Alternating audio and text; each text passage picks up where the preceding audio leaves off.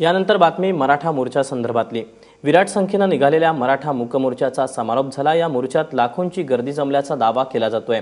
4 वेगवेगळ्या ठिकाणी या मोर्चांची सुरुवात झाली आणि शेवटी दसरा चौकात सर्वजण एकत्र आले। त्यानंतर मुलींनी आपल्या मागण्यांचं निवेदन जिल्हाधिकाऱ्यांकडे सोपवलं।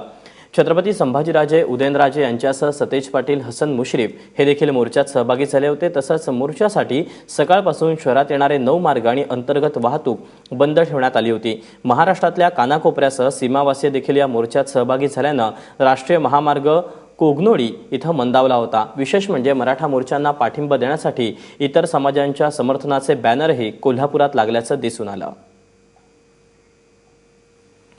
आणि या सगळ्या संदर्भात अधिक माहिती देण्यासाठी रणजित माजगावकर आमचे प्रतिनिधी आपल्या सोबत आहेत। रणजित, मोर्चाचा समारोप झाल्याचं कळतंय, आत्ताची काय परिस्थिती आहे?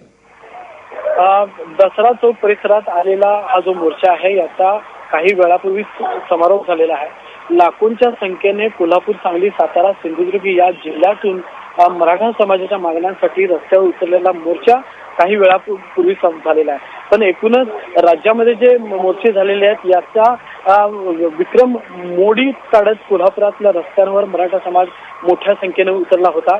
आणि हेच आज कोल्हापूरचे जे सगळे रस्ते आहेत हे सर्व रस्ते गर्दीने फुलून गेले होते। भगवे संपूर्ण कोल्हापूर शहर हे भगवं झालं होतं। आणि हेच यातून दिसतं की कोल्हापूरचा जो शाहू महाराजांचा वारसा आहे, शाहू नगरी जी आहे ही शाहू नगरी आज गर्दीने फुलून गेली होती। सर्व धर्माचे जे लोक आहेत, सर्व जातीपतीचे जे लोक आहेत हे मराठा समाजाच्या या मागण्यांसाठी रस्त्यावर उतरले होते। यावरून आपल्या लक्षात येतं की केवळ मराठ्यांच्या मागणीसाठी मराठा रस्त्यावर उतरला नाहीत, तर त्यांच्या मागण्यांना सपोर्ट करण्यासाठी शाहू नगरीतली जी लोक आहेत ही रस्त्यावर उतरलेली आहेत।